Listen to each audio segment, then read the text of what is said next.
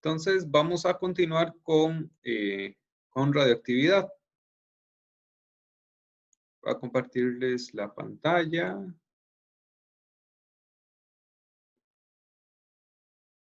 Ok, ahí van llegando. Muy bien. Habíamos hablado rápidamente de radioactividad. Creo que íbamos por acá, donde teníamos los tipos de partículas radiactivas, que recordemos, estaban las partículas alfa o la radiación alfa, que son núcleos de helio. Se representan ya sea con la letra alfa o como el símbolo del helio, con masa 4 y número atómico 2. Se le podría poner también la carga de 2 positivo porque en realidad son solamente los núcleos, no tiene los electrones. Entonces, partículas alfa, solamente núcleos de helio, son las partículas más másicas, o sea, las más pesadas, la radiación más pesada, y por eso también es la radiación que se puede detener más fácilmente. Como son partículas tan grandes, es fácil atajarlas, por decirlo de alguna forma. Después están las partículas beta o la radiación beta, que son electrones. Aquí tenemos también la radiación beta positivo o positrones, que son partículas del mismo tamaño que los electrones, pero con carga positiva. Estos son parte de lo que sería antimateria. Ajá, ¿qué pasó? Y también tenemos la radiación gamma, que son fotones de alta energía. Es puramente, solamente energía, no tiene masa. Es radiación electromagnética. Pero también, como son partículas, bueno, no son partículas, como es puramente radiación, como no tiene ninguna masa como tal, es solamente energía. También es la radiación con mayor energía y es la más peligrosa de todas. Es la que penetra más en diferentes superficies, incluido, por supuesto, el cuerpo humano. Y esta es la radiación más peligrosa que podemos recibir. Ahora, en radioactividad tenemos ecuaciones que nos muestran cómo se descompone o cómo va cambiando un átomo radioactivo o un elemento radioactivo a lo largo del tiempo. Para resolver estas ecuaciones nucleares, o sea que implican cambios en los núcleos de los átomos, tenemos que seguir 2 principios. El primero es la conservación de la masa y el segundo la conservación de la carga. Vean que la conservación de la masa ya lo hemos visto desde los principios de Dalton. La conservación de la carga es otro principio también fundamental en química y en física en general. Y a partir de esto nosotros podemos resolver una ecuación que involucra emisión de partículas radiactivas. Ahora, veamos lo primero. Conservación de la masa. Si nosotros nos fijamos, bueno, tenemos el uranio 238, un isótopo radioactivo del uranio. Eso quiere decir que el uranio tiene, o que ese isótopo tiene una masa de 238. Entonces, del lado izquierdo, del lado de los reactivos, tenemos una masa de 238. Esa es la masa total que tenemos del lado de los reactivos. Del lado de los productos, a la derecha, vemos que tenemos una partícula, un isótopo de torio, que tiene una masa de 234. Y tenemos una partícula alfa, que tiene una masa de 4. Entonces, si lo sumamos, tenemos en total una masa de 238. Esto es lo que nos quiere decir conservación de la masa. La masa antes de que ocurra el proceso es igual a la masa después de que ocurra el proceso. Lo que yo tengo antes es lo mismo que tengo después. Recordemos el principio, la ley de la termodinámica que todos conocemos, aunque no lo asociamos como una ley de la termodinámica como tal. La masa no se crea ni se destruye. Entonces, tenemos que mantener la misma masa antes en la parte izquierda de la ecuación y después en la parte derecha de la ecuación. Ahora, vamos con el segundo principio, conservación de la carga. ¿Dónde está la carga? En la parte de los protones.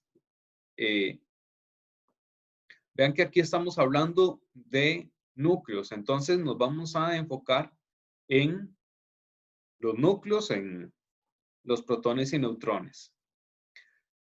Entonces, si nosotros vemos la carga, vemos que el uranio tiene un número atómico de 92. Esto quiere decir que tiene 92 cargas positivas. Nos vamos a la segunda parte, a los productos, y vemos que el torio tiene un número atómico de 90, o sea, 90 cargas positivas, y el helio tiene una carga, un número atómico de 2, o sea, 2 cargas positivas. Otra vez pasa lo mismo. Tenemos un total de 92 cargas positivas antes, 90 más 2, tenemos un total de 92 cargas positivas después. Estamos conservando la carga, no podemos tener pérdidas de carga. Ahora veamos cómo aplicamos esto en diferentes problemas. ¿Qué producto se forma cuando el radio 226 experimenta una desintegración alfa? Bueno, por supuesto necesitamos tener una tabla periódica a la par. Vean que las ecuaciones las vamos a representar con los símbolos de los elementos. Entonces tenemos que buscar el símbolo del radio, que es Ra. Sabemos que es el isótopo 226. Es el isótopo que tiene una masa de 226. Y sabemos que, por la tabla periódica, el número atómico del radio es el 88. Ahora, este elemento, este isótopo radioactivo del radio, nos dice que experimenta una desintegración alfa. Desintegración quiere decir pérdida. Entonces, el radio está perdiendo una partícula alfa, o sea que está perdiendo un núcleo de helio. ¿Cómo sabemos entonces qué es lo que nos queda aquí? ¿Qué es ese espacio vacío? ¿Cuál es el isótopo que nos resulta cuando el radio se desintegra emitiendo partículas alfa? Pues lo podemos deducir a partir de la conservación de la carga y de la masa. Entonces, hagamos primero la masa. Tenemos 226 en los reactivos y en los productos ya tenemos una masa de 4. ¿Cuánto nos hace falta en masa? 222. Perfecto. Entonces, lo que sea que nosotros tengamos tiene que tener una masa de 222. Ahora bien, hagamos el equilibrio con la carga. Si ya teníamos 88 antes y ahora ya tenemos 2, ¿cuál es la carga de ese isótopo? ¿Cuál es el número atómico de ese isótopo? 86. Debería ser un isótopo con número atómico 86. Y ahora lo más importante, ¿cuál es ese isótopo entonces? El radón. Si tiene número atómico de 86, entonces nos vamos a la tabla periódica, buscamos el que tenga el número atómico 86 y descubrimos que es el radón. Entonces, ya construimos la ecuación para la desintegración del radio 226. Sencillísimo, ¿verdad?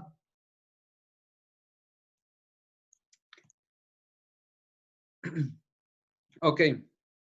Profe, yo tengo una pregunta. ¿No hay excepciones ahí o algo así? Por ejemplo, que no sea 4, 2 o así, ¿no? Ok. Recuerden que podíamos tener diferentes tipos de radiación. Entonces, en este caso hicimos un ejemplo con radiación alfa. Creo que vienen algunos otros ejemplos, por ejemplo, con radiación beta. Entonces vamos a ir a verlos.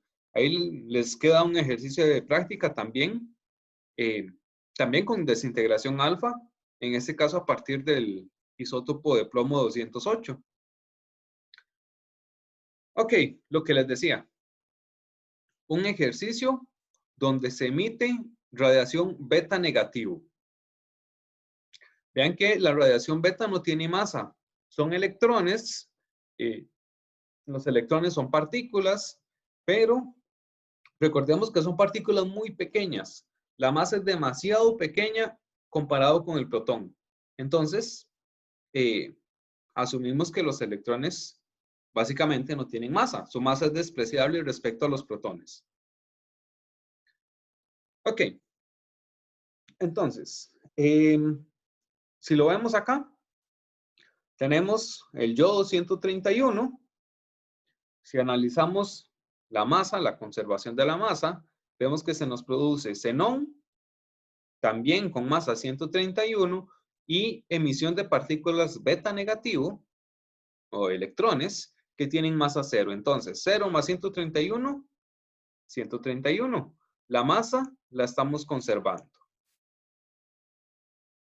Ahora, si nos vamos con la carga, aquí es donde sucede tal vez algo un poco más curioso, porque tenemos antes, en la parte de los reactivos, una carga de 53. Pero en la parte de los productos tenemos una carga de 54 para el xenón. ¿Cómo es eso posible? Porque estamos emitiendo partículas beta negativos que tienen una carga negativa. Entonces, si hacemos el equilibrio 54 y le sumamos menos 1, acá obtenemos 53. Seguimos conservando la carga. Profe, tengo una duda. El Ajá. primer elemento del lado de los reactivos siempre va a ser un gas noble. No, no, un elemento radioactivo, un isótopo radioactivo. Ven que acá lo que tenemos es yodo. O sea, Ok. de los productos. Ah, sí, el de los productos, perdón. No, no es necesario. De hecho, creo que el primer ejemplo no daba un gas noble. Por ejemplo, de uranio se descompone a torio. El torio no es un gas noble. Entonces, el hecho de que con el radio se haya producido un radón y con el yodo xenón es mera casualidad. No necesariamente tiene que ser gas noble. Está bien, gracias. Con gusto. Ahora, ¿por qué?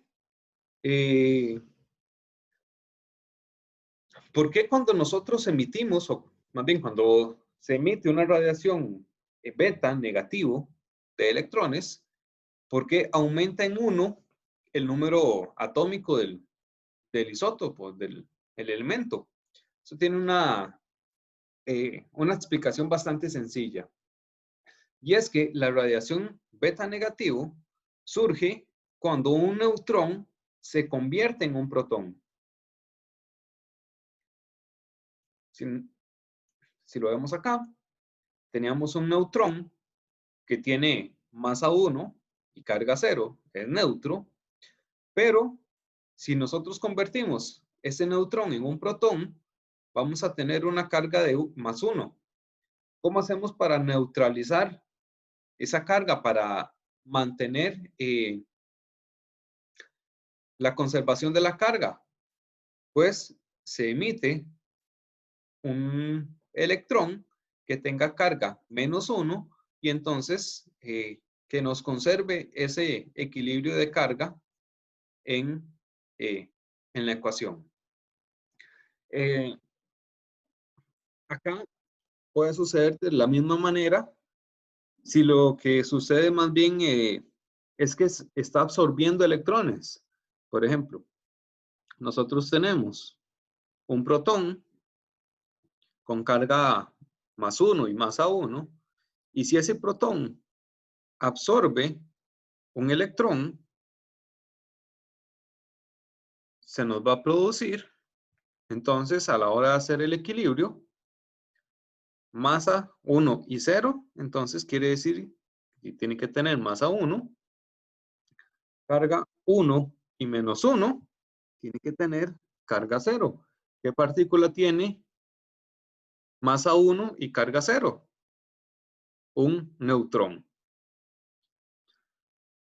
Y aquí ya les estoy dando una pista de otro tipo de radiación, donde más bien no se emiten las partículas radiactivas, sino que también se pueden absorber. Es decir, un elemento puede ganar partículas radiactivas y también cambiar su identidad, cambiar su composición.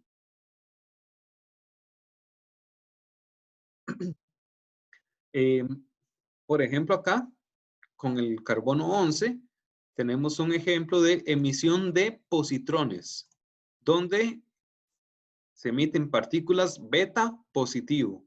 Vean que es lo mismo que el electrón, pero con carga positiva, no con carga negativa. De la misma manera se conserva la masa, carbono 11, boro 11 y el electrón que no tiene masa, y conservamos la carga.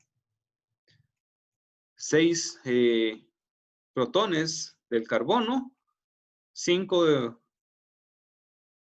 cargas positivas en el boro y una carga positiva en el positrón. Entonces, al final tenemos 6 cargas positivas, una carga total de 6 en la parte de los productos, igual que en la parte de los reactivos.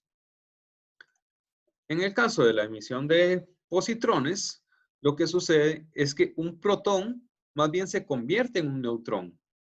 Y entonces, para mantener la conservación de la carga, que acá tenemos en el protón una carga +1 y como el neutrón tiene carga 0, entonces la carga tiene que estar en la otra partícula. En este caso, el positrón con carga +1. Y luego lo que les decía, por ejemplo, cuando un elemento, un núcleo, absorbe radiación, aquí está absorbiendo radiación beta. En este caso, bueno, es rubidio 81 y absorbe un electrón.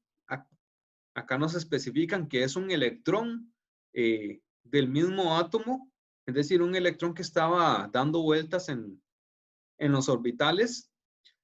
Por alguna razón, cae al núcleo y entonces forma parte del núcleo, se hace parte del núcleo y cambia la identidad del núcleo. La masa se mantiene igual, rubidio 81, entonces pasamos a un átomo que tenga masa 81 también, y lo que nos va a cambiar es la carga, porque tenemos 37 del rubidio y -1 del electrón, entonces 37 más -1, esto nos va a dar una carga de 36. Eso quiere decir que la identidad del átomo que se forma es criptón, que tiene el número atómico de 36. Y esto sucede, como ya les había dicho, porque es la reacción inversa a la primera. Cuando teníamos un neutrón que se convierte en protón, emite radiación beta negativo. Si tenemos un protón que absorbe radiación beta negativo, entonces formamos un neutrón. Es decir, del rubidio, que tiene 37 protones, uno de esos protones lo estamos convirtiendo en un neutrón. Entonces ahora tenemos 36 protones. Y como seguimos teniendo la misma cantidad de partículas en el núcleo, entonces la masa se conserva. Seguimos teniendo una masa de 81.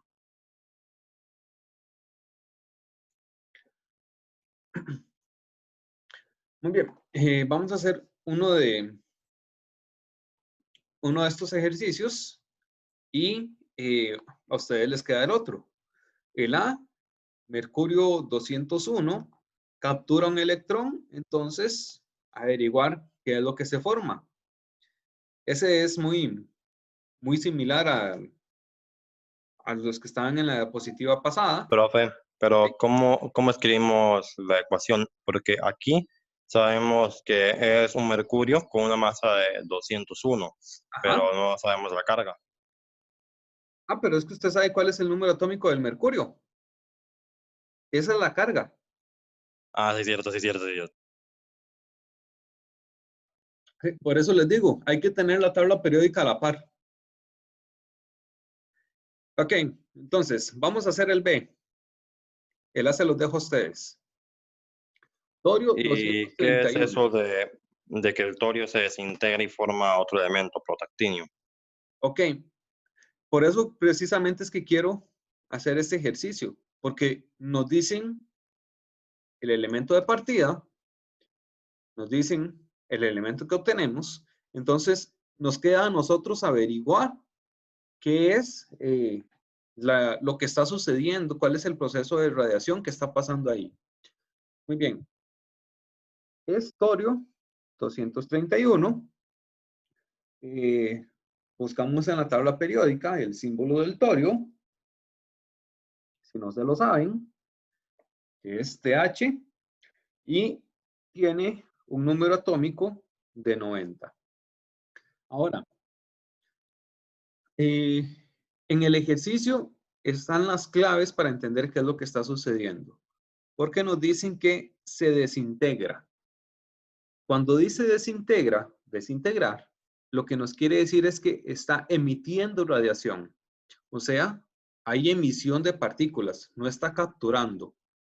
Entonces, acá nos dice que no es que nada esté uniéndose al torio, sino que el torio se está partiendo y está liberando alguna otra partícula.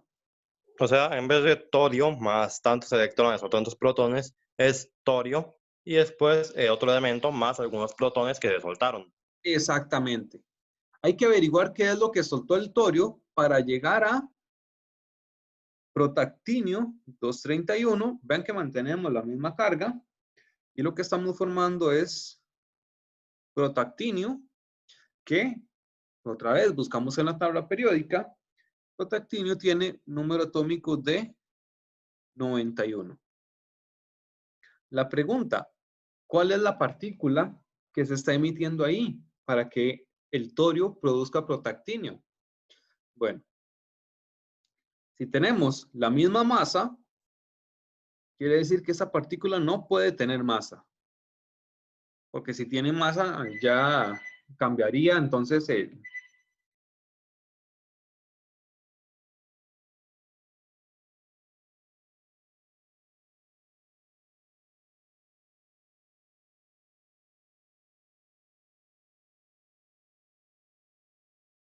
¿Qué? Profe, no se escucha nada.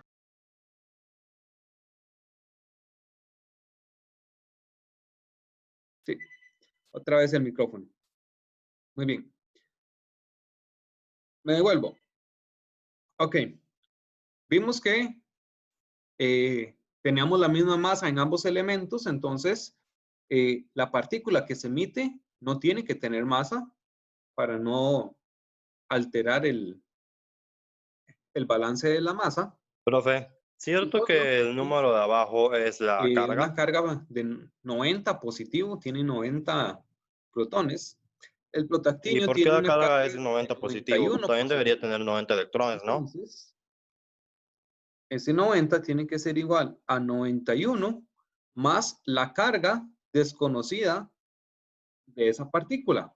Bueno, se puede hacer así Profe, como un sistema de ecuaciones, o fácilmente nosotros podemos ver que si a 91 le quito 1, yo obtengo 90.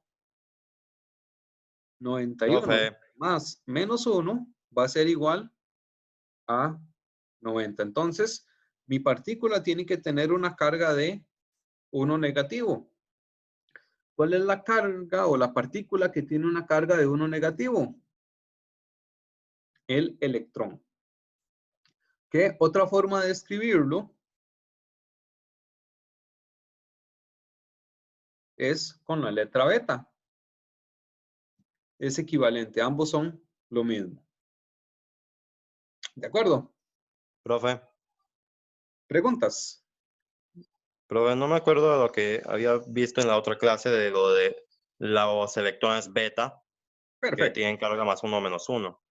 Y también que por qué la carga de ese elemento es de 90 positivo, si también tienen 90 Ok, ahí está electrones. la respuesta del ejercicio A, el ejercicio B y el ejercicio de práctica, Profe, donde de oxígeno 15 emite positrón, o sea, una partícula beta positivo, un electrón con carga positiva, y entonces construir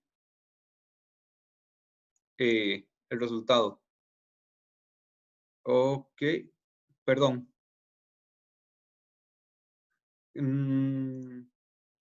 Creo que fue mis parlantes. Dígame, Isaac. bien, que profe, no me acuerdo de cómo era eso de electrón beta, que se hacía positrón o un electrón normal negativo, y también que por qué ese torio tenía una carga de 90 positivo si también tiene 90 electrones. Ok. Con esto último, es que estamos hablando de ecuaciones nucleares. O sea, nos vamos a fijar solamente en el núcleo. Lo que nosotros Los tenemos protones. que mantener el equilibrio es de esas cargas que están en el núcleo, por decirlo de alguna manera. Entonces, nosotros nos fijamos solamente en el número atómico, en la parte de los números atómicos. Lo que está acá, que es la carga como tal del átomo, la carga que nosotros calculamos por diferencia entre protones y neutrones, esa carga en ese momento no nos va a interesar, no nos va a afectar. Bueno, de hecho, no vamos a tener presencia de cargas. Acá vamos a estar trabajando siempre con átomos neutros. Entonces, lo que nosotros nos fijamos es en la masa, o más bien en la carga que hay dentro del núcleo. Entonces, el torio tiene 90 protones, entonces tiene una carga de 90 positivo en el núcleo. El protactinio Ah, ok, tiene una ok. carga de 91 positivo y la radiación beta negativo tiene una carga de -1. Entonces ahí es donde hacemos el equilibrio. ¿Y Ahora, cómo era lo de las radiaciones beta? Que no me acuerdo. ok, O sea, ajá. sí que la Tenemos dos radiación alfa tipos de puede atravesar un radiación beta. papel, la beta un poquito más, y para tener la gamma ya hay que usar el concreto, pero lo de la beta positivo y beta negativo no me quedó muy claro. Ok, simplemente es que hay dos tipos de radiación que como son muy parecidas, se llaman parecido también. Entonces tenemos la radiación beta que tiene carga negativa y la radiación beta que tiene carga positiva. La radiación beta negativo son los electrones con los que hemos trabajado siempre. La radiación beta positivo son electrones, pero es lo opuesto a los electrones. ¿Y qué es lo opuesto a un electrón? Algo que tiene carga +1 y que tiene su misma masa. A esto es a lo que se le da el nombre de positrón. Simplemente es el nombre de esta partícula que tiene estas características. no es que hay un electrón que se pueda convertir en un positrón. No, son partículas diferentes, completamente, digámoslo así, separadas, pero como tienen características muy similares, tienen la misma masa, que es de 0, es decir, son partículas del mismo tamaño, muy pequeñitas. Simplemente hay una que tiene carga negativa y otra que tiene carga positiva. ¿De acuerdo? Ok, de acuerdo. O sea, no Perfecto. hay ningún cambio ni nada, solamente son dos radiaciones distintas y ya está. Son dos No es radiaciones que, no distintas, es que una beta exacto. cambie otra beta. Exacto, son dos radiaciones distintas. Ok, acá hay un ejercicio, bueno, con la respuesta para pasar de oxígeno 15 a otro elemento y en este caso mediante la emisión, o sea, se desprende el oxígeno 15, se desintegra y la radiación que produce es emisión de positrones. Entonces, el resultado va a ser un elemento con la misma masa, también 15, y la carga, entonces hacemos el equilibrio de carga, la conservación de la carga. Si tenemos 8 en el oxígeno, entonces tenemos que tener 8 en los productos y el positrón ya tiene una carga de +1. Entonces, el elemento que nos queda tiene que ser nitrógeno, que tiene un número atómico de 7.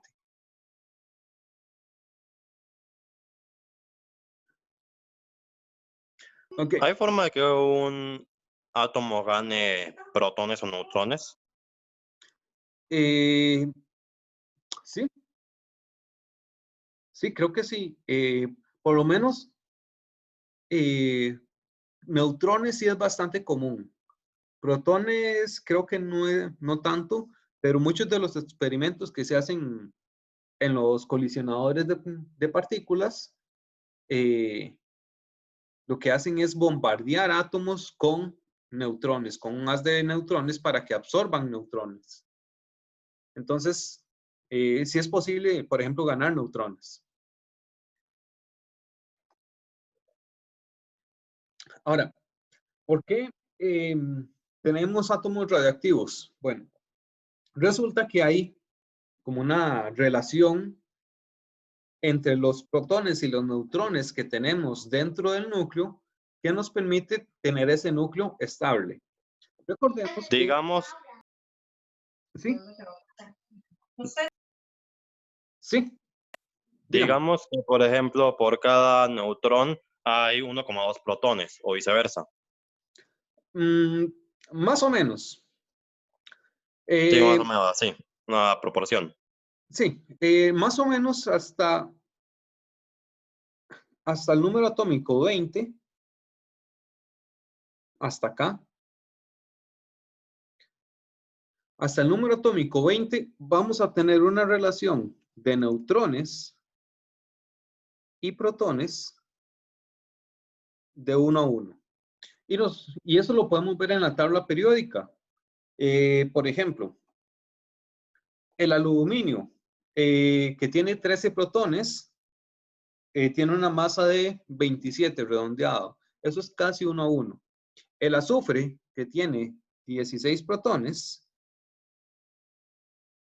tiene una masa de 32. Eso quiere decir que tiene 16 neutrones. Entonces, ven que la relación se mantiene 1 a 1, más aproximadamente. ¿Qué pasa cuando pasamos de ese número atómico 20?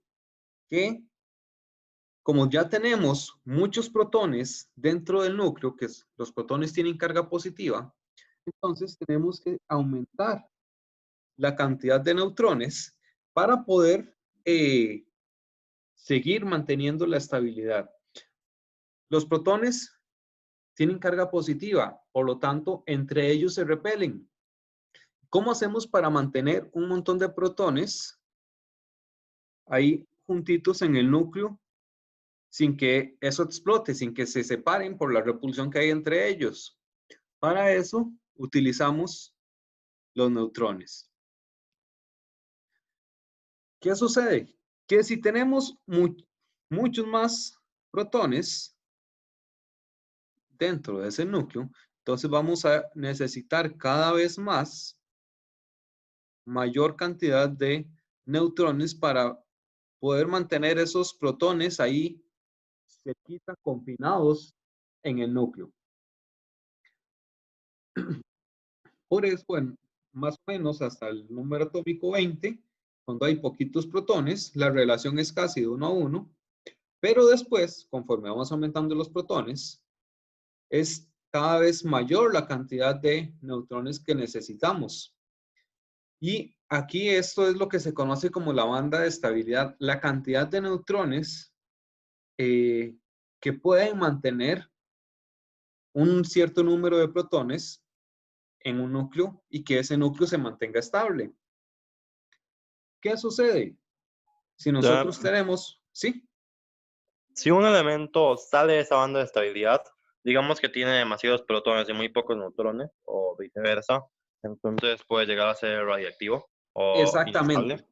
Exactamente. Por eso es que suceden por eso es que existen los elementos radiactivos, los isótopos radiactivos, porque en su mayoría van a salirse de esa relación, de esa banda de estabilidad, y entonces o tienen demasiados poquitos neutrones para mantener esa cantidad de protones unidas, o más bien tiene muchos neutrones y entonces también se hace inestable.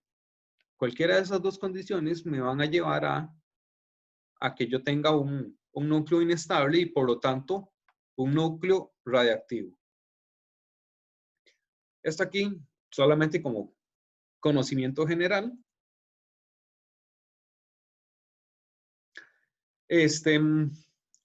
Luego, nosotros vimos ecuaciones nucleares que expresaban cómo un átomo, como un isótopo radiactivo, se convierte en otro isótopo. La idea es que ese isótopo que se forma sea un isótopo estable. Sin embargo, no siempre sucede eso, sino que el isótopo que nosotros producimos, el producto, también es un isótopo radiactivo, o sea, también va a emitir radiación. Entonces, vamos a crear una cadena de ecuaciones de radiación, de ecuaciones radiactivas, hasta que en algún momento yo llegue a producir un elemento, un isótopo que sea estable, que ya deje de ser radiactivo. Toda esa secuencia de ecuaciones hasta llegar al isótopo radiactivo es lo que se conoce como una serie radiactiva. Perdón, hasta llegar al isótopo estable. Como ahí que dice plomo, bismuto, polonio y llegan a un plomo que ya no se desintegra de nuevo. Exactamente. Acá empezamos con Ahí digamos en el 210 pasa de plomo, bismuto, polonio. El plomo gana, no, el plomo desintegra un electrón, el bismuto desintegra otro, Ajá. Y el polonio más bien pierde protones. Exactamente. Y Ahora, baja la masa y ya se vuelve estable. Exacto, eso es lo que sucede. Vamos creando una serie de ecuaciones radiactivas hasta llegar a un plomo 206 que sí es estable. Ven que acá empezamos con uranio, uranio 238. Pasamos a un torio 234, no es estable. Sigue emitiendo radiación, pasa a protactinio, se convierte en uranio otra vez, pero ahora uranio 234. También es inestable.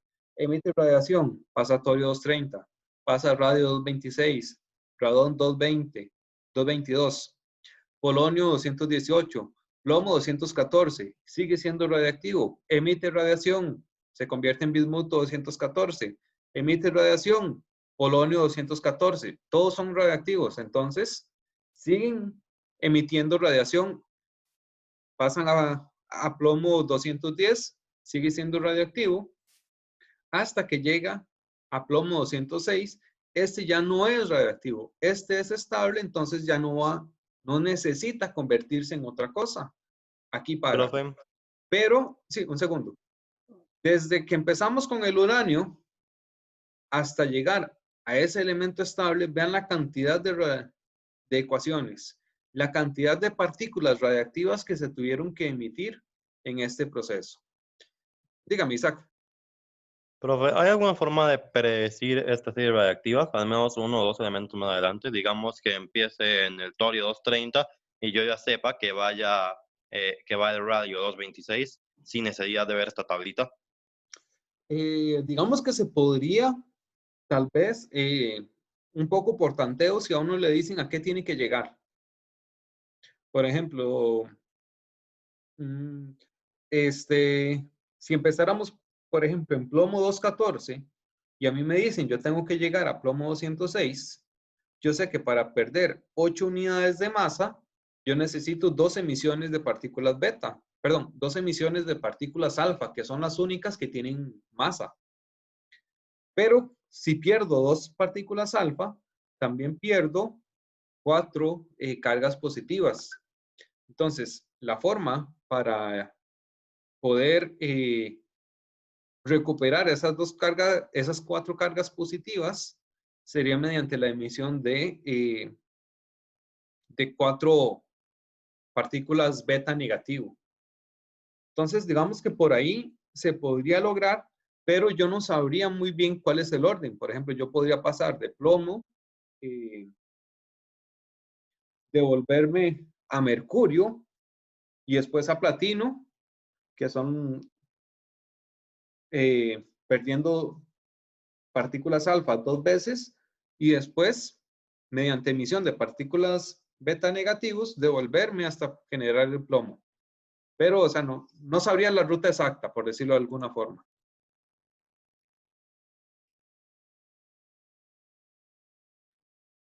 Ahora, bueno, lo que les decía, podemos cambiar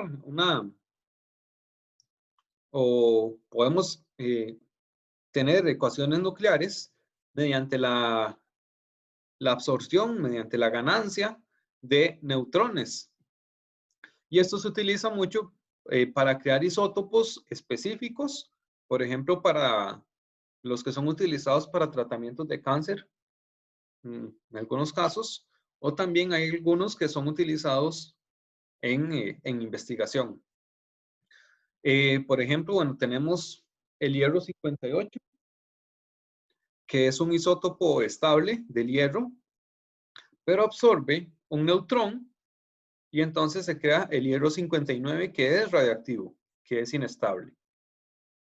Ese hierro 59, entonces, produce cobalto 59, emitiendo una partícula beta negativo, y ese cobalto 59 vuelve a absorber, a ganar un neutrón, y se convierte en cobalto 60, que es un isótopo bastante utilizado en medicina, por ejemplo.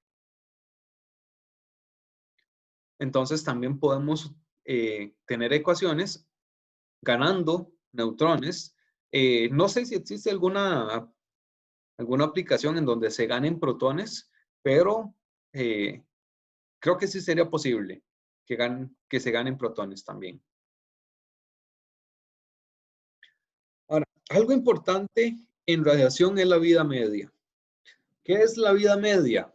La vida media es el tiempo necesario para que se descomponga o que se desintegre la mitad de la masa original.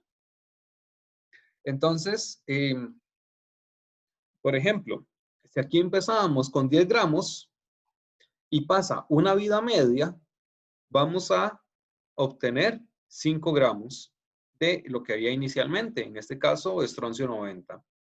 Si pasa otra vida media, aquí el análisis no es directo. Uno pensaría, bueno, si en 5 años se descomponen 5 gramos, entonces en 10 años se van a descomponer los 10 gramos. No sucede así. El concepto de vida media es la mitad de lo que había antes. Entonces, pasado una vida media, obtenemos 5 gramos. Si pasan 2 vidas medias, vamos a obtener la mitad de los 5 gramos, es decir, 2.5 gramos. Y si pasa otra vida media, es la mitad de esos 2.5, o sea, 1.25 gramos. Y si pasa otra vida media, esta es la mitad de los 1.25 gramos. 0.625 gramos. Entonces no es un decaimiento lineal, sino que es un decaimiento exponencial. Si nos vamos así hasta el infinito, prácticamente siempre vamos a tener un poquito, nunca se va a llegar a consumir, porque podemos llegar a tener incluso 2 átomos de estroncio 90. ¿Qué pasa? Una vida media y entonces solo se va a desintegrar uno de esos átomos y nos va a quedar un átomo. Y ya al final, bueno, con ese átomo que sobra, pues va a pasar entonces lo del gato de Schrödinger, que después, pasado ese tiempo, no se sabe si se descompuso o no. Va a estar ahí, va a estar presente o va a estar no presente. No se va a saber. Pero bueno, ahora veamos esto un poquito más aplicado con este ejercicio. Perdón. Dice, la vida media del cobalto 60 es de 5.3 años. ¿Cuánto queda una muestra? ¿Cuánto queda de una muestra de 1000 miligramos de cobalto 60 después de un periodo de 15.9 años? Perdón, esto no es 1000 miligramos, esto es un gramo. 1.000 gramos, con 4 cifras. Un miligramo, pero con 4 125 cifras. miligramos. ¿Perdón? 125 miligramos. Ok, vamos a ver. Tenemos un total, perdón, tenemos un total de 15.9 años. ¿Cuántas vidas medias representa eso? 15.9 lo dividimos entre 5.3 y eso nos da 3 vidas medias. Entonces, si empezamos con 1 miligramo, después de una vida media, vamos a tener la mitad. 0.500 miligramos. Después de 2 vidas medias, vamos a obtener la mitad de lo anterior. 0.250 miligramos. Y después de la tercera vida media, la mitad de lo anterior. O sea que si estaba bien lo que dijo Isaac, 0.125 miligramos. Excelente. Muy bien, preguntas con vida media.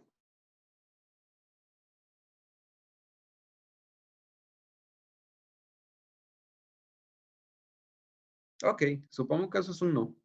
Excelente. Ahí les queda el ejercicio de práctica.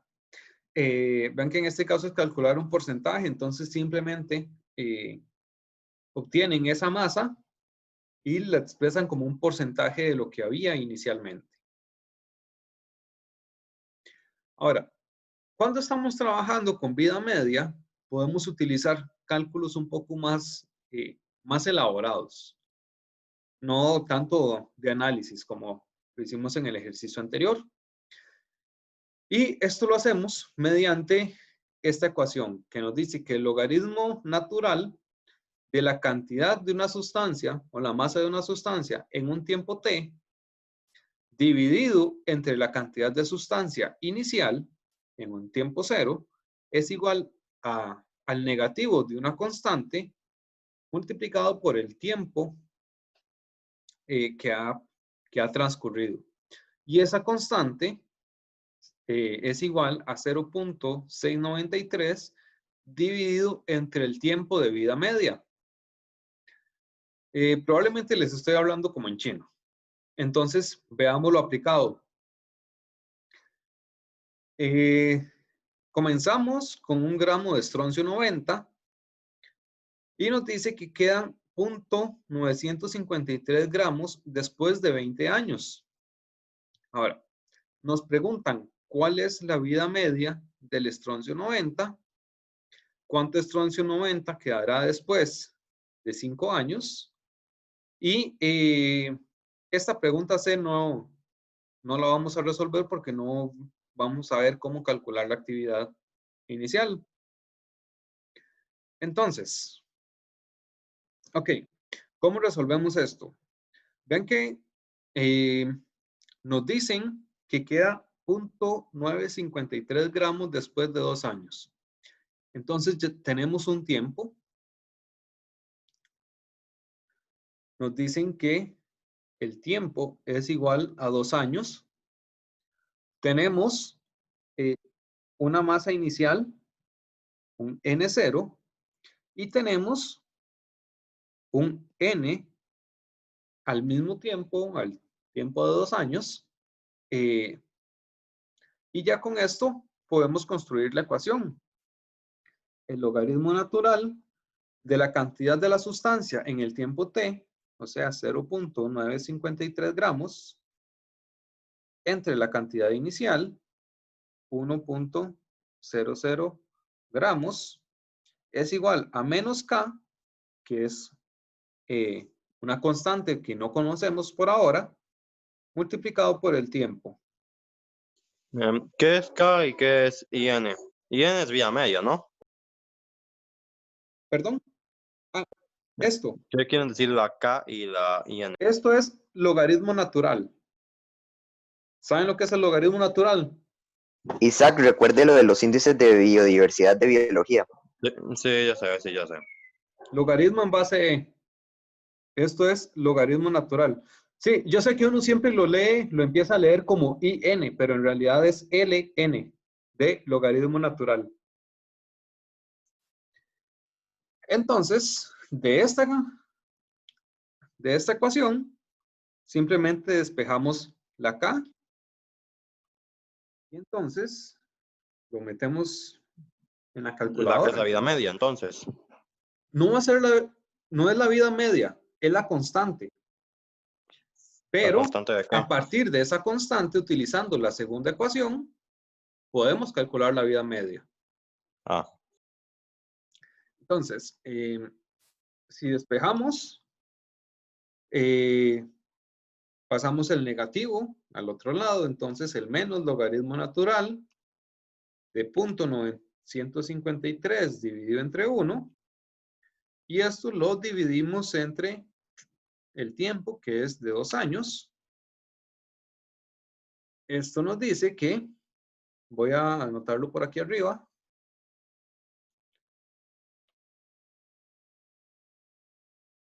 K es igual a 0.02407. ¿Y en qué unidades está esto? Bueno, vean que el logaritmo natural siempre cancela las unidades. Entonces, por parte del logaritmo Gramos natural y no vamos a queda tener unidades. 1 Esto dividido quiere entre decir que tiempo. del otro lado tampoco tenemos que tener unidades. Entonces, esto es Profe, años ¿no a la quedaría menos 1. 1 dividido entre tiempo? Exactamente. Va a quedar como 1 dividido entre el tiempo. Sí, alguien me iba a decir algo. ¿No? ¿Se arrepintieron? Bueno, ok. Entonces, vamos a borrar esto. Ya tenemos la constante. Ahora, lo que nos preguntan en la parte A es la vida media. Ya podemos calcularla utilizando esta ecuación. Entonces, despejamos el tiempo de vida media es igual a 0.693 dividido entre la constante 0.02407 años a la menos 1.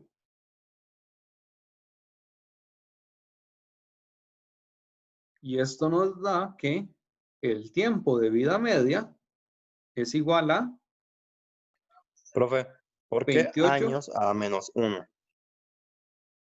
por, descuida, ya lo entendí, ya lo entendí. ¿Y a qué la quiere hora de decir despejar tiempo? la ecuación, ¿Y qué quiere decir tiempo un medio? el tiempo de vida media. Así es como se simboliza, Ajá. como tiempo un medio. Ahora, con las unidades del tiempo de vida media, pues tienen que ser unidades de tiempo. Entonces, acá está años a la menos 1. Entonces, años a la menos 1, si está dividiendo, pues nos va a quedar multiplicando.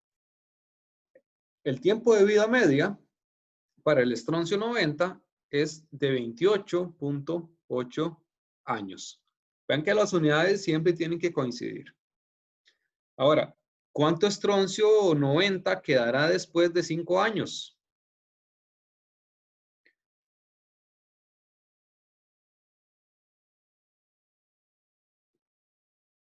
¿Okay? Como ya conocemos el valor de la constante, nos están dando el tiempo y tenemos la misma cantidad inicial porque estamos en el mismo ejercicio, empezamos con 1 gramo, nos dicen cuánto quedó después de 2 años, pero nos están preguntando cuánto queda después de 5 años. Entonces, como ya tenemos la constante, tenemos el tiempo y tenemos la cantidad inicial, podemos despejar la cantidad que nos queda en el tiempo t. Esto de acá. Entonces, simplemente despejamos. Y supongo que ya saben cómo despejar logaritmos, ¿verdad? Díganme que sí. Díganme que lo vieron en matemática. No. Profesor, no hemos visto nada de logaritmos en mate. ¿Cómo que no? Pero si eso se ve como en séptimo. Ok, vamos a ver. ¿Alguien me puso algo en el chat? Ah, dicen que no. Bueno. ¿Qué es un logaritmo? Un logaritmo es una operación matemática que es en donde se utiliza una base. Ahora, por ejemplo, si yo tengo logaritmo en base 5 de x es igual a, digamos, 20, para yo despejar, el logaritmo es la operación inversa al exponente.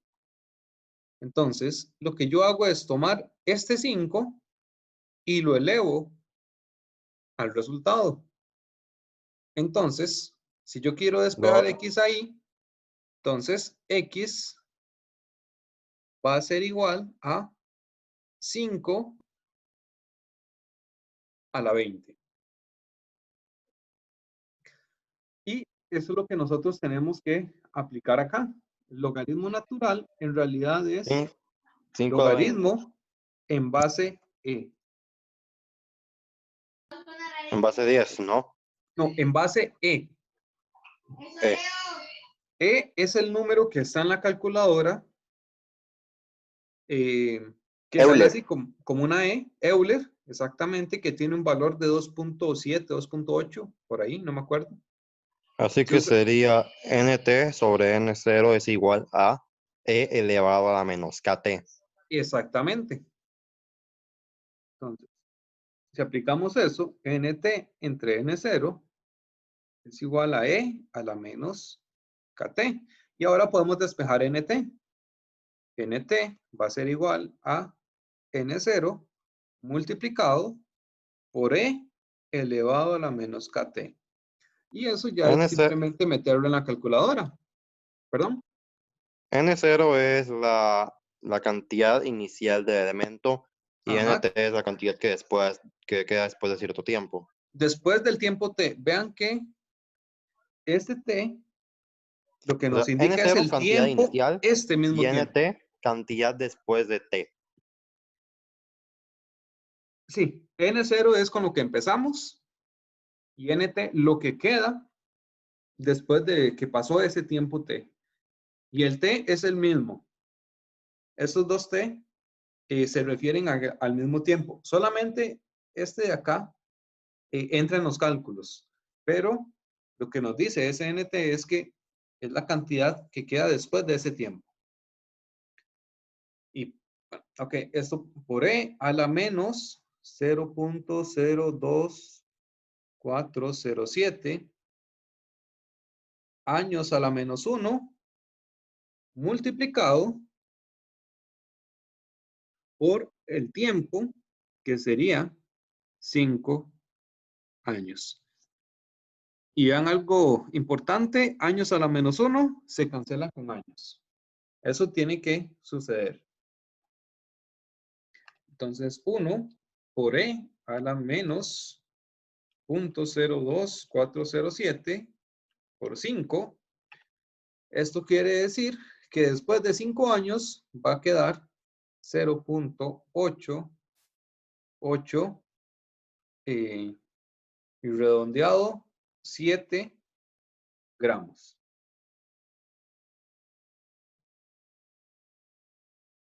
¿De acuerdo? ¿Alguna duda con ese ejercicio? Acá está el paso final. En este caso, ese 0.887 es el resultado de toda esta operación. Aquí lo hacen paso a paso.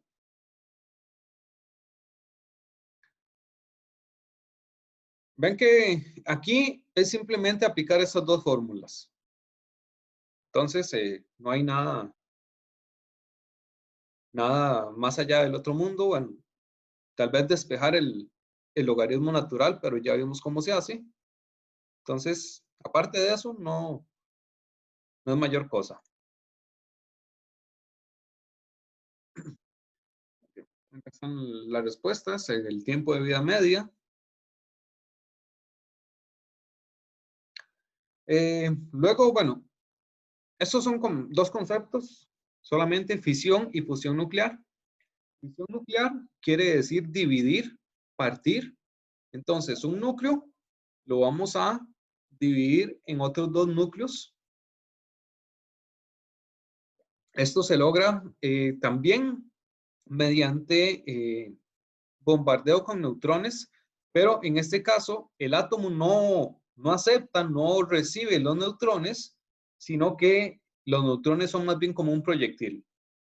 Y ese proyectil impacta contra el átomo y el átomo explota.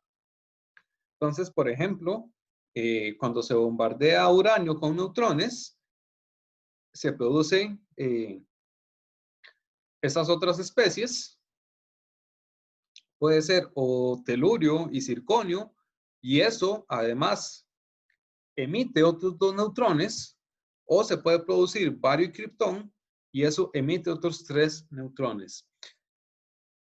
¿Qué pasa con esto? Bueno, si nosotros hacemos la fisión nuclear, o más bien si bombardeamos un átomo radioactivo o un núcleo con neutrones, y ese núcleo se divide y libera más neutrones, estos neutrones que se liberan van a ser nuevos proyectiles que pueden impactar contra otros átomos. Entonces se va creando un efecto en cadena. Esto es precisamente lo que se utiliza, o lo que se utilizó y se sigue utilizando en las bombas atómicas, procesos de fisión nuclear. Profe, con permiso. Sí, claro. Dice Isaac que se quedó sin internet.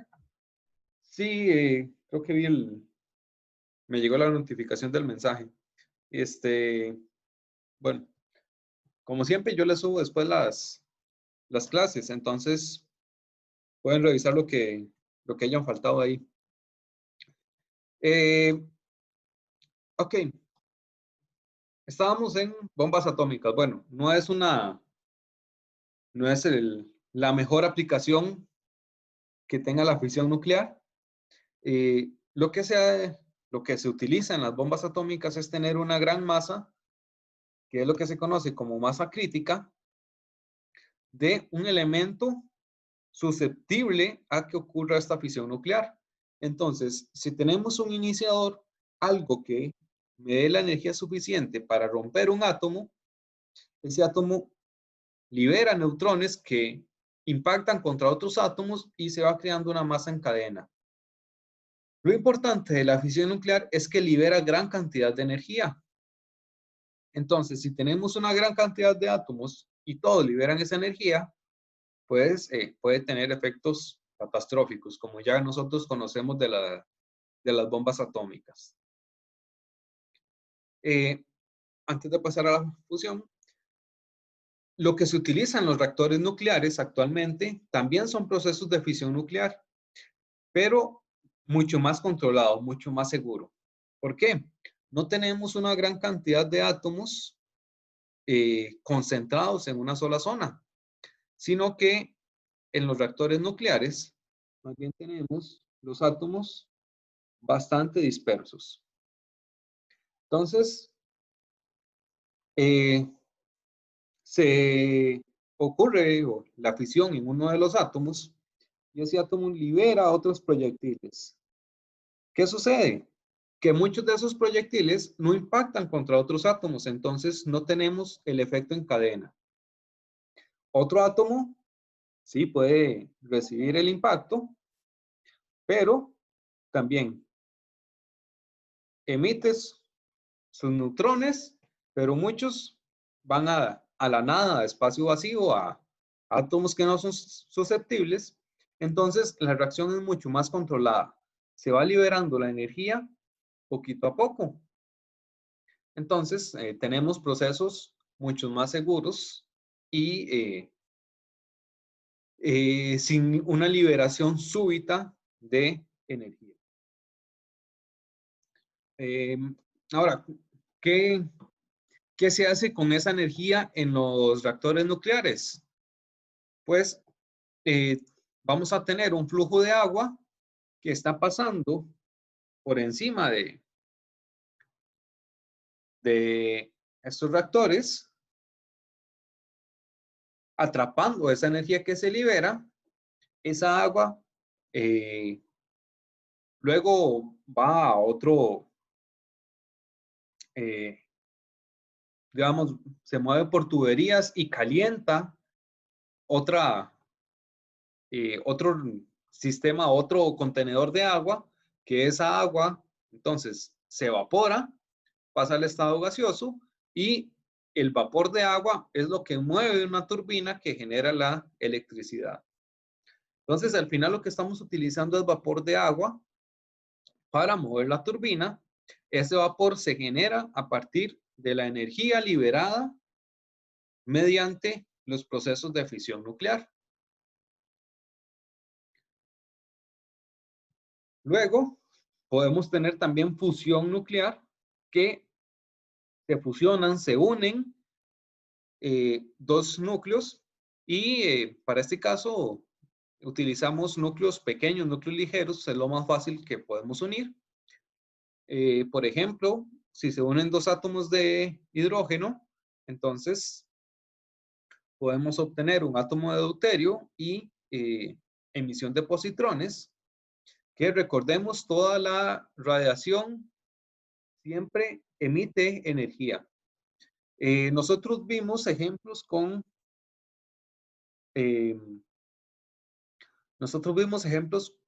emisión de partículas alfa y de partículas beta, porque es lo que nos interesa para las ecuaciones nucleares. Pero siempre que tengamos emisión de partículas alfa o de partículas beta, también vamos a tener emisión de partículas gamma. Y esas partículas gamma son las que van a llevar la mayor cantidad de energía de ese proceso de radiación. Entonces, bueno, acá estamos emitiendo energía. Acá se están uniendo dos núcleos. Entonces también vamos a tener la emisión de energía. En todos los procesos en que tengamos unión de núcleos, fusión de núcleos, vamos a tener liberación de energía. Ahora, la fusión nuclear, de hecho, es un proceso bastante común. Es lo que es lo que genera la energía de las estrellas. Son procesos de fusión nuclear. La estrella es una gran nube de hidrógeno y helio donde ocurren esos procesos de fusión y la fusión libera una cantidad exagerada de energía, mucho más que los procesos de fisión. La fusión es mucho más eficiente, pero hay un pequeño problema y es la razón por la que no utilizamos todavía fusión nuclear para producir electricidad. Es que la energía, ok, son dos cosas. La fusión nuclear necesita mucha energía para que ocurra y también libera mucha energía adicional. Entonces, no tenemos todavía un sistema lo suficientemente seguro para controlar procesos de fusión, para que ocurra una fusión nuclear de manera controlada y que la energía básicamente no se cargue el planeta. Entonces, digamos, por ahí.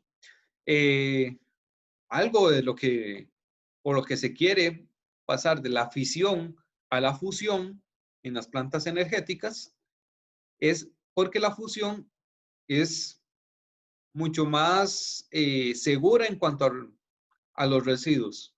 Ustedes supongo que han escuchado los problemas de la contaminación por residuos radioactivos que se genera en las plantas nucleares.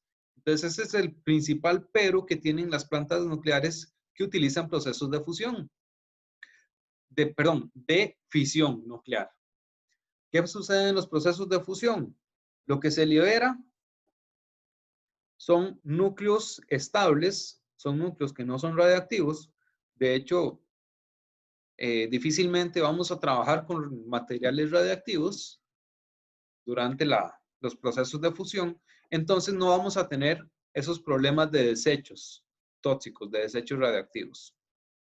Pero está ese gran problema de cómo controlar a gran escala la energía que se libera y la energía necesaria para que ocurra la fusión. Entonces, bueno, un par de conceptos interesantes y aplicables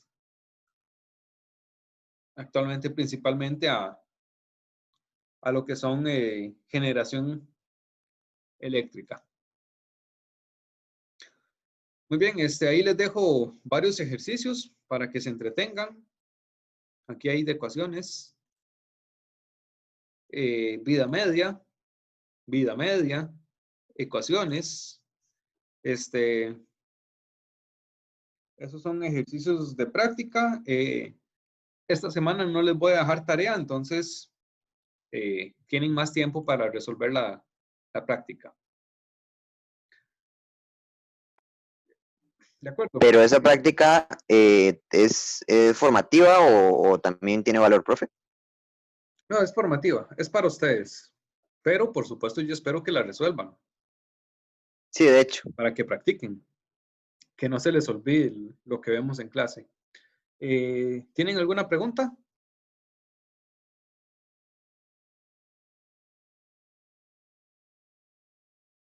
¿No? Ok, perfecto. Nos quedan 15 minutos. Entonces, veamos un poquito del tema siguiente. Ya con esto terminamos la parte de radioactividad. Fórmulas moleculares y empíricas, por lo menos para ver los conceptos. Muy bien. Nosotros hablamos de moléculas cuando tenemos dos o más átomos unidos y están unidos mediante enlaces y por lo tanto se van a comportar como una sola unidad, como una sola partícula. Ahora, vean que el concepto de molécula y compuesto son diferentes. Por ejemplo, el hidrógeno o el oxígeno que habíamos visto que son elementos diatómicos, siguen siendo elementos. Oh, perdón, ¿qué sucedió?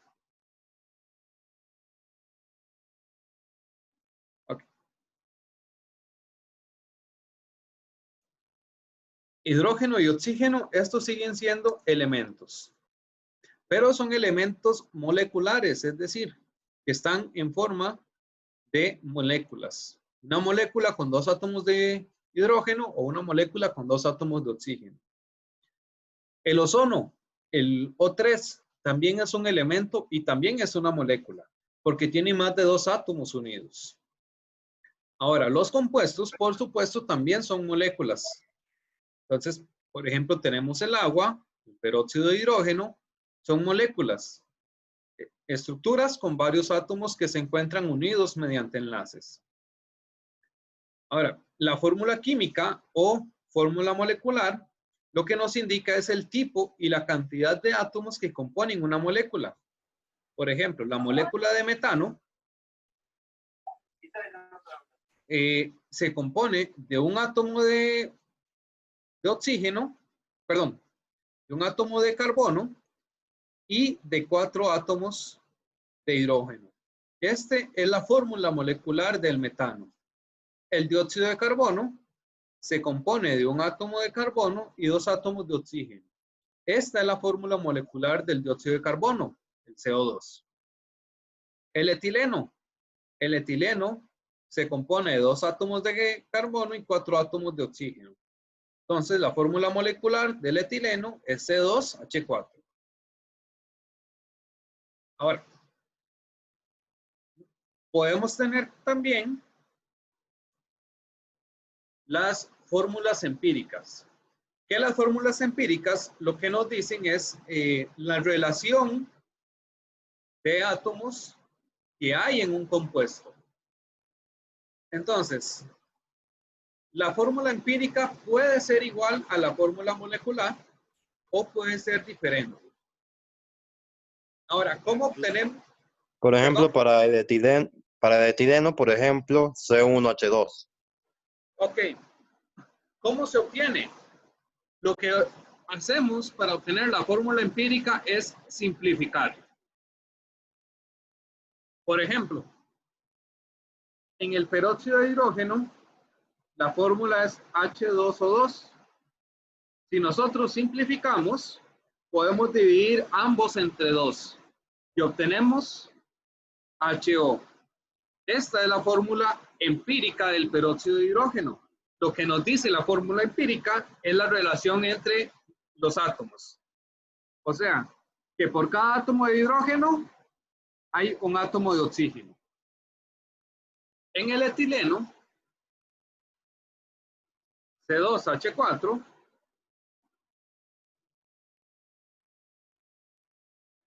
si nosotros cancelamos, también dividiendo entre 2, obtenemos 1 y 2. O sea, CH2. Lo que nos dice esto es que hay un átomo de carbono por cada 2 átomos de hidrógeno. Eso es lo que nos dice la fórmula empírica y la obtenemos siempre cancelando. Por ejemplo, podemos tener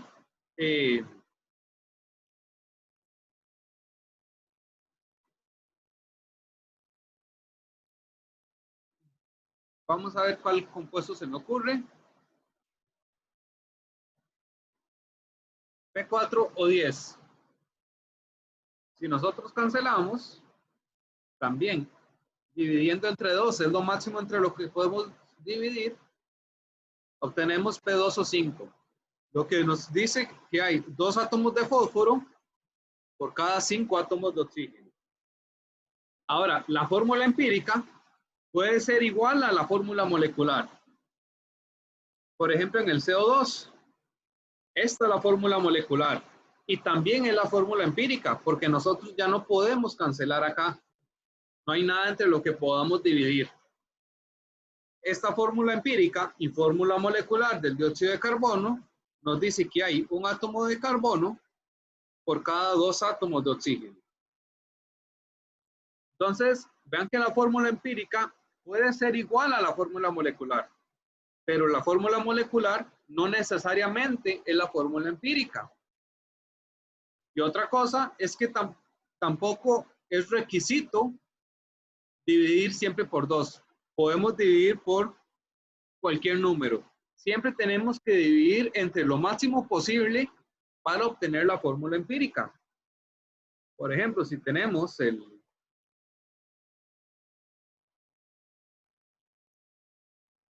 esta es la glucosa, el azúcar, o uno de los componentes del azúcar, nosotros podemos dividir entre 6. Y obtenemos que la fórmula empírica de la glucosa es C. Oh, perdón.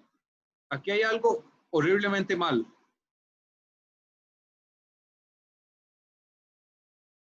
Esto es hidrógeno. Entonces, si nosotros dividimos entre el máximo posible, entre el máximo común divisor, vamos a obtener CH2O. O sea que vamos a tener un carbono por cada dos hidrógenos por cada oxígeno. Eso es lo que nos dice la fórmula empírica. ¿Cuál es la relación entre los átomos que tenemos? Y la podemos calcular siempre dividiendo entre el máximo posible de los subíndices, de la cantidad de átomos que nosotros tenemos indicado en la fórmula molecular. ¿De acuerdo? ¿Queda claro lo que es la fórmula empírica?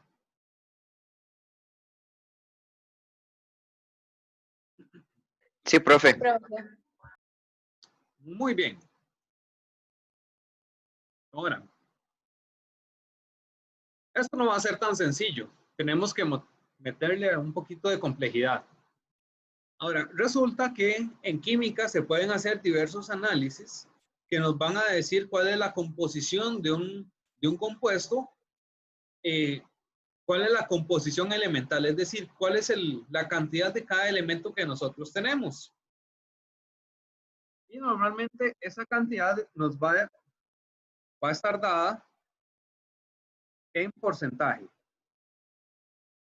Entonces, ¿qué hacemos nosotros con ese porcentaje?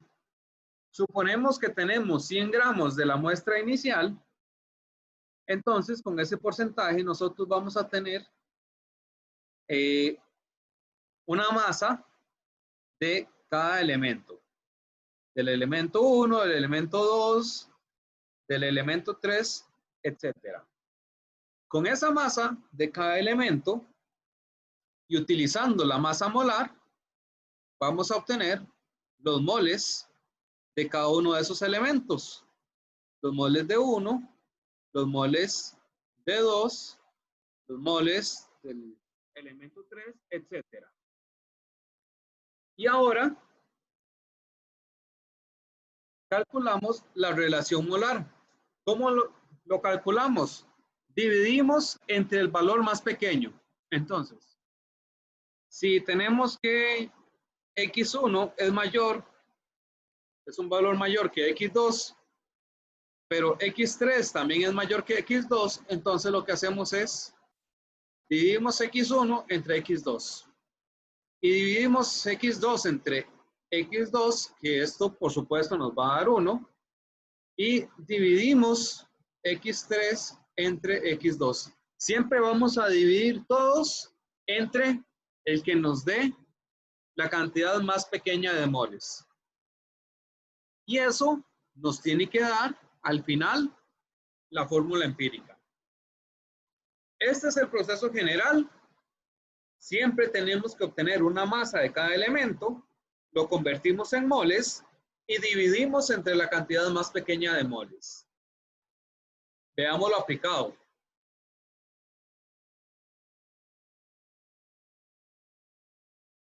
Ok. Nos dice que el mercurio y cloro se combinan para formar un compuesto que tiene un 73.9% de mercurio y un 26.1% de cloro. Y estos son porcentajes en masa, o sea, porcentajes masa-masa. Ahora, ¿qué es lo que hacemos? Asumimos, y aquí es la parte importante, si tuviéramos una muestra de 100 gramos de sólido, o sea, 100 gramos del compuesto, vamos a tener 73.9 de mercurio y 26.1 de cloro. Vean que son los mismos números que los porcentajes. Por eso precisamente lo hacemos así. Asumimos una masa de 100 gramos para simplificar los cálculos. Luego, utilizando la masa molar de cada elemento, calculamos los moles. Entonces, tenemos los moles de mercurio con la masa molar. Obtenemos también los moles de cloro. ¿Cuál es mayor? .735 o .368. El mayor es cloro, el menor es mercurio. Entonces vamos a utilizar este para dividir. 0.368 dividido entre 0.368, esto nos dice que hay un átomo de mercurio. Y con el cloro, 0.735, recordemos, dividimos siempre entre el más pequeño.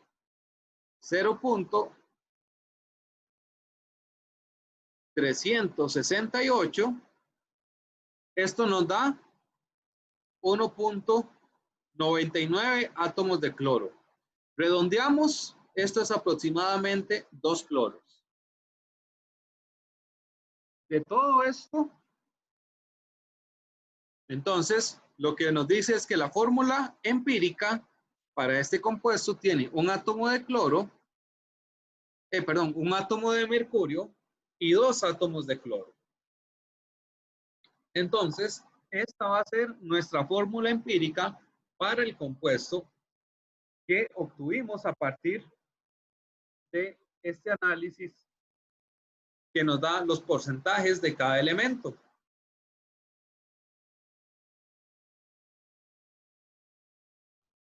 Hagamos este ejercicio ya para terminar.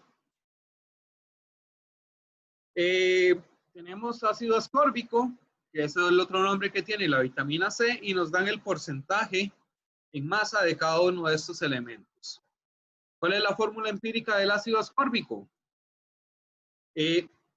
Aplicamos el proceso para resolverlo. Asumimos que tenemos una masa inicial de 100 gramos de vitamina C. Entonces, en esos 100 gramos vamos a tener 40.92 gramos de carbono. Vamos a tener 40.58 gramos de hidrógeno y 54.50 gramos de oxígeno. Simplemente es con el porcentaje calcular la masa de cada elemento que había en los 100 gramos del compuesto. Pero como estamos empezando con 100 gramos, entonces el cálculo se simplifica a montones. Recuerden que el porcentaje es por cada 100. Entonces, de cada 100 gramos, 40.92 gramos son de carbono. Ahora, ¿qué hacemos? Dividimos esto entre la masa molar porque necesitamos obtener los moles. Entonces, un mol de carbono tiene 12.011 gramos. Un mol de hidrógeno tiene 1.008 gramos de hidrógeno. Y un mol de oxígeno tiene 15.999 gramos de oxígeno. Si ustedes ven, acá se cancela gramos de carbono con gramos de carbono, gramos de hidrógeno con gramos de hidrógeno, gramos de oxígeno con gramos de oxígeno. Esto es igual a, y utilizamos la calculadora, 40.92 dividido entre 12.011, y ya vamos a terminar. 3.4069 moles de carbono Recuerden acá dejar suficientes decimales que no vayan a tener error por redondeo. 4.58 dividido entre 0.008. Eso nos da 4.5437 moles de hidrógeno. Y 54.50 dividido entre 15.999. Esto nos da 3.4065 moles de oxígeno. ¿Cuál es el más pequeño? Este de acá. Entonces, todo lo vamos a dividir entre los moles más pequeños. 3.4065 moles. 3.4065 moles. 3.4065 moles. Y esto nos va a dar la proporción que hay de cada uno de esos elementos.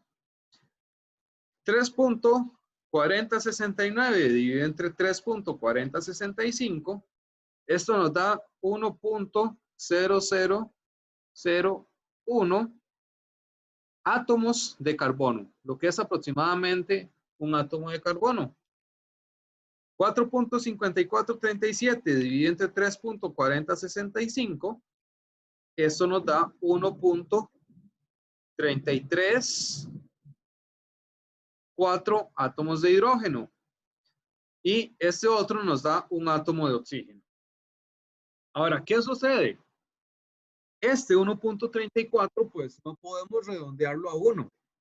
Entonces tenemos que buscar un múltiplo en el que obtengamos un número entero.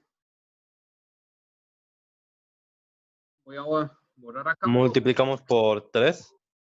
Perfecto. Si nosotros Multiplicamos todo por 3. Si nosotros multiplicamos por 3, entonces vamos a obtener un número muy parecido a un número entero.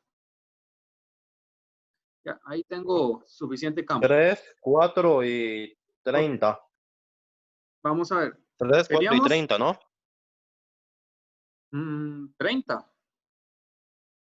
No, perdón. 3, 4 y 3. Teníamos un carbono, 1.334 hidrógenos y un oxígeno. ¿Qué sucede? Necesitamos números enteros. Entonces, si multiplicamos esto por 3, vamos a obtener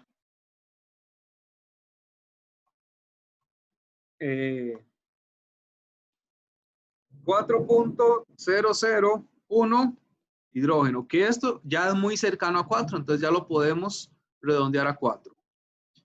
Es decir, que tenemos 4 hidrógenos, pero como lo multiplicamos por 3, todos tenemos que multiplicarlo por 3. Entonces vamos a tener 3 carbonos y vamos a tener 3 oxígenos.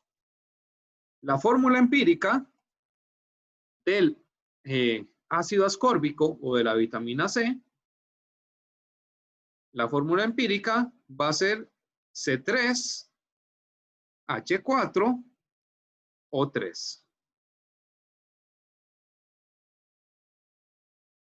Y así es como podemos obtener la fórmula empírica a partir de los análisis, a partir de, el porcentaje de cada uno de los elementos. ¿De acuerdo? Facilísimo. Tenemos que obtener una masa. Esa masa la pasamos a moles. Los moles los dividimos entre los moles más pequeños que hayamos obtenido. Y luego, si es necesario, multiplicamos por un factor para obtener números enteros. Y esa va a ser nuestra fórmula empírica. Ese es el proceso total. Acá está la resolución que viene en el libro. Lo mismo que hicimos nosotros. Entonces, vamos a terminar por acá. ¿Tienen alguna duda o alguna pregunta?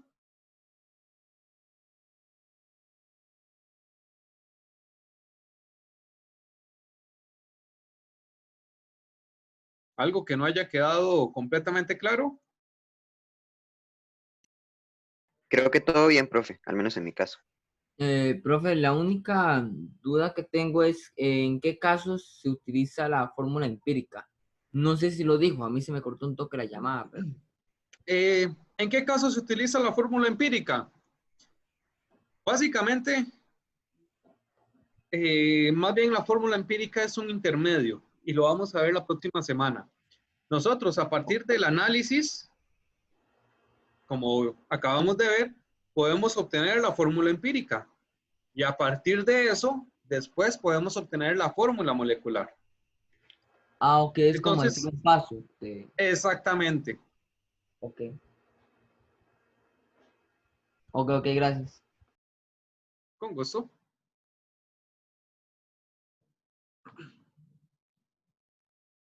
Muy bien, ¿no hay preguntas? ¿Alguna otra? ¿Ya tienen mucha hambre? ¿Quieren ir a comer? Bueno, entonces terminamos por acá.